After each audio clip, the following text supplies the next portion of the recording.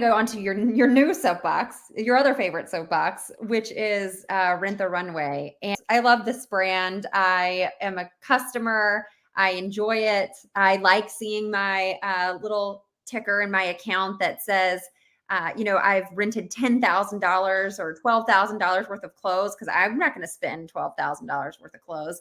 But this company is in trouble. And Nick, I know you're going to help lead us there. But Jason, I'd love to hear your take as well, from like the logistics perspective, from the whole notion of how their business model works. It's a really hard business model if you look at it from the logistics thing, right? I mean, the whole thing with logistics is you're trying to kind of reduce physical distance and kind of create scale. Every one of the shipments you send out is ultimately going to be sent back, right, from kind of an individual location, and how do you combine and sort those together? And I was involved a bit with this, the Amazon. I did a little bit of work on trying to analyze like how this would all fit. It's a real margin eater to have to be able to send something off, which is really expensive, as I talked about earlier, and then know that it's basically going to be sent back, right? And so you're going to eat a lot into those very, very high margins, and that's what makes it tough. In order to kind of ultimately get there, there's going to have to be probably some innovation in terms of how those structures work, which I don't think they've kind of nailed at this point, is my high level take.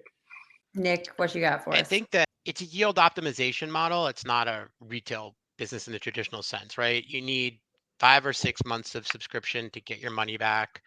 It's an expensive customer to acquire, and it's a really expensive business on the logistics side. You rent, you send back, you receive, you clean. The laundries are expensive. The labor is inexpensive. And then you put it away and you do it again. And we were at Fashion to Figure way back in the day. And I think that Christine Hunsaker from Castle is one of the smartest people I've met and has been really doing a great job of evolving and figuring out that business model. And they evolved into white label. And I think for a lot of brands that do it with them, it's about acquisition in the ecosystem when vertical brands have high margins to play with. Rent the Runway doesn't have the scale to produce at the 80% IMU that an Express or a New York company or a Ralph Lauren has. Doesn't have the assortment and doesn't have, in my opinion, the expertise to retail. Then when you factor in the acquisition costs, which are super high, it's a failing business model. It's a falling knife. Rent the Runway is a falling knife. And I know that you, as do many people, utilize it for what's needed, but I don't see how it survives.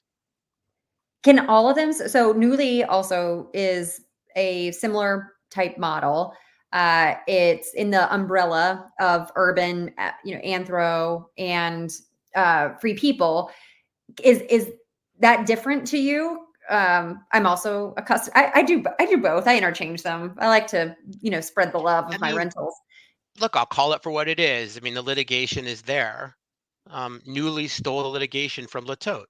And they looked at buying Latote. We ultimately at Sadia bought it with Lord and Taylor. And what's interesting is people don't know Latote ultimately bought Lord and Taylor, as the two of them desperately tried to make it work. But they got a big leg up on sort of the how. And look, Urban is fantastic. They're a phenomenal operator. Ideas are ideas until they're executed, and having that world-class operating and supply chain, logistics, brand, and most importantly, when you have a customer database to email and lower your acquisition expenses because you can incentivize them to come in, it makes a world of difference. So as a division inside of a consolidated P&L, I'm sure it looks great. As a business that were on its own standing, it would not look great. And I don't see a ton of people jumping into this arena.